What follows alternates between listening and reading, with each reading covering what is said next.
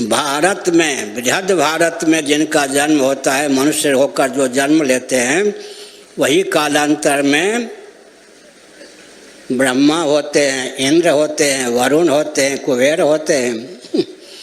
चतुर्दश भुवनात्मक ब्रह्मांड में जहाँ कहीं कोई चमत्कृति है, डंके की चोट से यह तथ्य सत्य है कि वेदादि शास्त्र सम्मत कर्म कांड, उपासना कांड, ज्ञान कांड के कारण ही चमत्कृति है।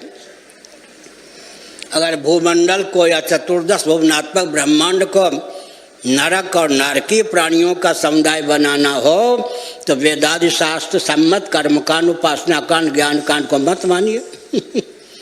वेदादि शास्त्र सम्मत कर्मकांड, उपासना कांड, ज्ञान कांड को मानने पर ही, इन्हें जीवन में उतारने पर ही अपने जीवन में ब्रह्मांड में दिव्यता संभव है। इसलिए महायज्ञश्च यज्ञश्च ब्राह्मीयम कृते तनु, मनु जी के अनुसार विचार करें तो महायज्ञों के द्वारा, यज्ञों के द्वारा, अंगन्यास के द्वारा, करन्यास के द्वारा, भूशुद्धि के द्वारा, भूत शुद्धि के द्वारा ब्राह्मी तनु की प्राप्ति होती है। ब्राह्मी तनु का अर्थ क्या है? देहेंद्रीय प्राणांतकरण में वह दिव्यता जो ब्रह्म तत्व के परिमार्गण में ही जीव को संलग्न कर दे, उसी का नाम ब्राह्मी तन। देहेंद्रीय प्राणांतकरण में दिव्यता का संसार करना हो तो वेदादि शास्त्र सम्मत कर्मकांड, उपासना कांड, ज्ञान कांड को माने।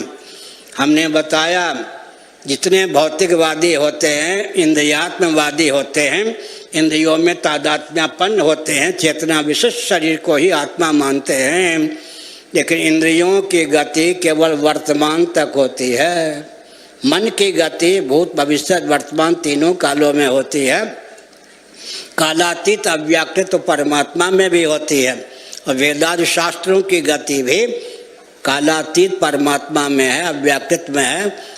वेदादि शास्त्रों के द्वारा कालगर्भित पदार्थों का जहाँ ज्ञान हो सकता है, वहाँ कालातीत परमात्मा का भी ज्ञान हो सकता है। इसलिए मन में ही वेदादि शास्त्रों की प्रतिष्ठा मानी गई है। अब तक के प्रवचन का सार क्या निकला?